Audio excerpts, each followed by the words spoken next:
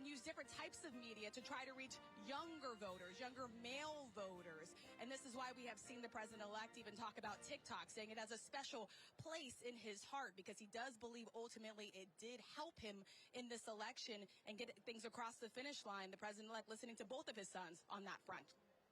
I want to listen into them. We're going to keep our eyes trained. Thank you, Rachel Scott. Rachel, incredible reporting as always. We are expecting now at any moment to hear the First Lady Jill Biden and the second gentleman, Doug Emhoff, introduced for the first time to this room, for the final time, too, as part of the administration. Jared Kushner arriving there moments ago. He was an advisor, as you remember, the first term, and so was his wife, Ivanka, certainly Donald Trump's daughter. Both of them are, they might help from afar, but not inside the White House this go-around.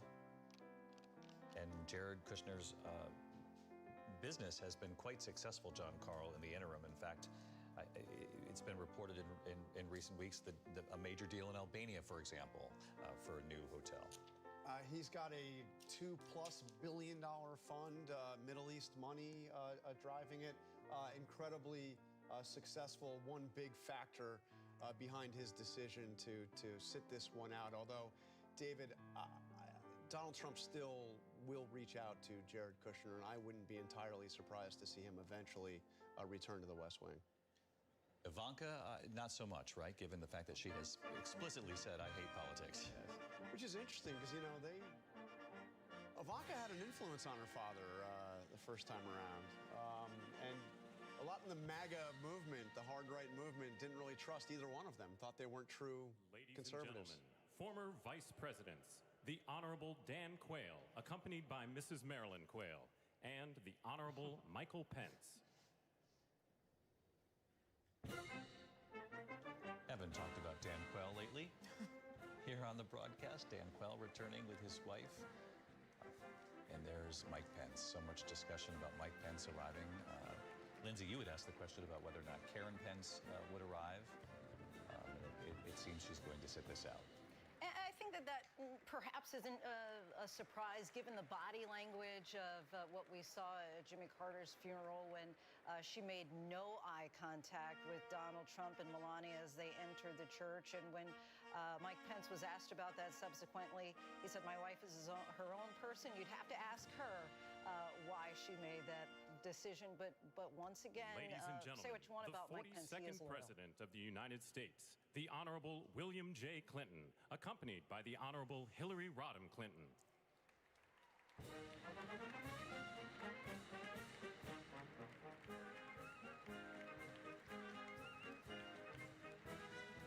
The former president having campaigned for both Joe Biden and then for Kamala Harris when she was the top of the ticket. Secretary of State Hillary Clinton, just honored by President Biden at the White House, Mary. Yeah, and really a remarkable ceremony. Joe Biden gathering some really amazing names, a wide swath of people to honor, including Hillary Clinton. What an arc for Hillary Clinton, though, to be in the room today, given, of course, what it was like for her 8 years ago during this very moment. She said it took years to get over how close that loss was. You saw her reach over and shake Susie Wiles' hand. Susie Wiles right there in center frame. And of course, she will make history as chief of staff. Ladies and gentlemen, the 43rd President of the United States, the Honorable George W. Bush, accompanied by Mrs. Laura Bush.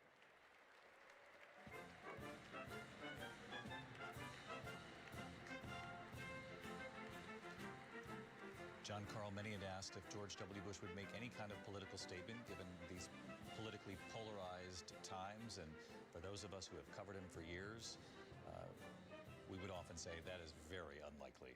He sat it out. Look, no love lost between him and Donald Trump, but George W. Bush... Not interested. Not interested in getting involved.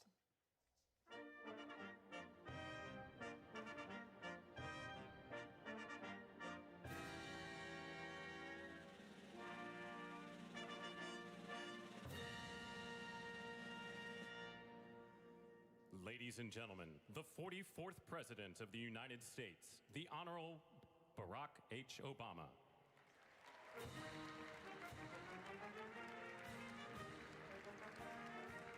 Mary Jordan, Barack Obama, being applauded by that room as he walks by. And all these different relationships. Actually, we were talking about this earlier. Lindsay was alluding to it as well. You know, the Bush political dynasty, the Clintons, Hillary Clinton trying it, Barack Obama obviously serving, and then his vice president, Joe Biden, running years later and becoming president. But Mary, Michelle Obama not attending, and people will notice that. She's clearly making a statement because there are planes, so no matter where she is, she could be here. She said, she wrote in her memoir, "I cannot forgive Donald Trump for putting my family in danger." He said, Ladies and gentlemen, the Chief Justice of the United States, the Honorable John G. Roberts, Jr., and the Associate Justices of the Supreme Court of the United States. She said that because he had said that the birther, that basically Trump had said that Barack Obama wasn't American, wasn't born here, and is an illegitimate president. And he said that led to enormous death threats. And she has said that more recently, too. So that's why she's sitting out. I think people watching this, though, are comforted at this odd and anxious time we're in, that we see people who really don't agree politically shaking hands. There is some level of comfort in this ritual, even though I also know in talking to people that there's enormous discomfort that the Supreme Court that we're seeing there, that Congress, they're far more aligned, and there's less check and balances this time than there was the last time Trump came to power. And the consolidation of power in the presidency this time is something that people are worried about. It's a very good point. You said an odd and anxious time, and I think that's well said, Mary. And on the consolidation of power, it does make accountability a major issue going forward for reporters covering, you know, any of these institutions. When you have Republicans in the White House, the Senate, and a conservative-leaning court. The question is, the American voters who have voted in Donald Trump and who want relief at the gas pump and at the grocery stores and in this income inequality in our country, and certainly action on the border.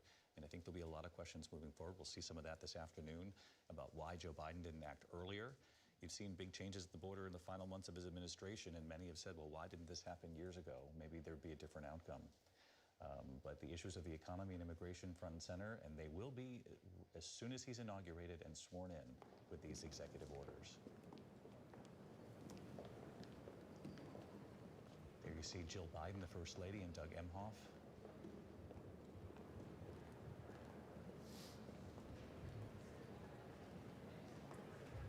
And Jill Biden, Mary, who is the fierce Tiffany Trump defender. And Barron Trump. They're the Trump children entering, Don Jr., Eric, Barron, Tiffany. Enormously proud of their father and partly responsible for this victory. Those children worked very, very hard, and I say children, but they are adult children, and they were there for their father in 2016, and they were certainly there 8 years later to try to win back the White House. And what they believe were injustices that their father faced along the way. We are about to see Jill Biden, the First Lady, and as I was mentioning, Mary, a fierce defender of her husband till the end. No one is more protective of their spouse than Jill Biden. And it is interesting to see her walking with Doug Emhoff. The friendship between the Bidens and the Harrises, the Harris-Emhoffs, is a real genuine one. I think you felt that and saw that, you know, in the process, as we've mentioned, when Joe Biden announced he was leaving the race and quickly coming out and backing and endorsing Kamala Harris. And she was fiercely loyal to Joe Biden till the very end, something that history books will certainly question. We all remember that moment when she struggled in that question here on ABC's The View to explain how she would distinguish herself from the president, and it may have cost her dearly in this race. But that relationship, politically strong, but also personally between these two families. Personally strong, and it might have gotten in the way politically. Exactly. Because people have looked back at that moment and thought, on a personal level, she had a hard time publicly taking aim at her boss, even though she wanted to win that election. And that was, many believe, an obvious question that would have come her way. But she had a hard time speaking out against the man who had picked her to make history as vice president. She simply was not going to put any daylight between her and the administration that she served. And it was a difficult, situation she was put in, certainly. 107 days is not a long time to launch a campaign. Barron Trump there at the right of your screen, and there have been a couple of images of him. Quite striking to watch him grow up over these last 8 years. And I think just out of frame is his mother, wait for the other camera angle to pick this up. But John Carl, what a day for the Trump family. I mean, what a journey for the Trump family. Going through not just the criminal trials, but the Trump organization itself was on trial in New York, lost a major judgment. Each one of them, the adult children, I mean, particularly Eric Trump and Donald Trump Jr., found themselves in courtrooms, testifying under investigation. And now they're here about to see their father being sworn in as President of the United States for a second time. And mind-bending journey from leaving the White House the way he left, going through all he went, Ladies and gentlemen, to vindication. escorting Dr. Biden and Mr. Emhoff, the Republican staff director of the Joint Congressional Committee on Inaugural Ceremonies, Ms. Emily Leviner, the Senate Secretary for the Minority, the Honorable Gary Myrick, the House of Representatives Chief Administrative Officer, the Honorable Catherine Spindor, and Mr. Bruce Fisher.